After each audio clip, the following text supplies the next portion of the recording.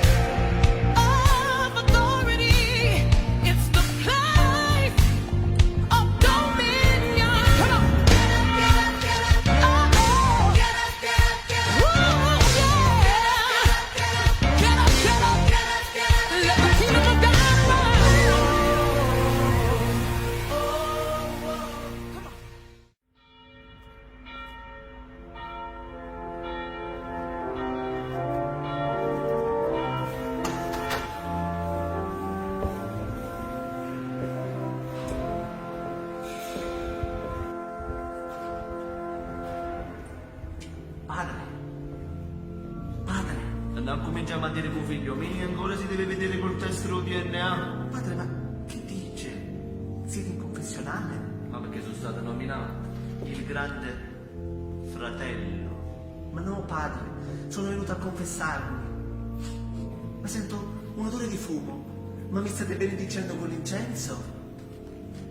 E Così potrò vedere Dio in eterno? in eterno non lo saccio, ma proprio mente che proprio un bambinello, frate. Padre, ho peccato. E infatti che peccato. Ah, ha già saputo. Ma com'è piccolo il mondo. E se ho capito chi è tua moglie, non solo il mondo lo è. Quante volte? Una. Quante volte? Una. Quante volte da zitto che quando confesso non ne ha fasti sporcizie. Dopo, sorella, dopo facciamo tu. Ma non è il caso. Dicevamo, fratello, Padre, ho peccato. Non ho più rapporto con gli altri. I miei amici. Quelli non li vedo più. Sono tantissimi anni che non vado in disco, che non vado più con loro. In qualsiasi posto loro vadano, io non posso andarci. E poi ho un orario, non posso fare tardi. Ho chiuso anche i rapporti con mia madre e con i miei genitori. Solo ed esclusivamente per una sola cosa. Perché amo troppo lei. Padre, cosa devo fare?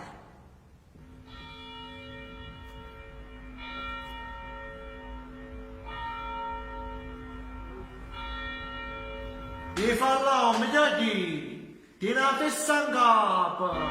E non è meglio che ti fai prendere, così sei senza i pensieri e ti prendi stigma da fuori tuo fame. Mannaggia, almeno un fedele, una sola, ogni tanto a dire, mangia, viva, fu. Ti conviene fare sta vita in me.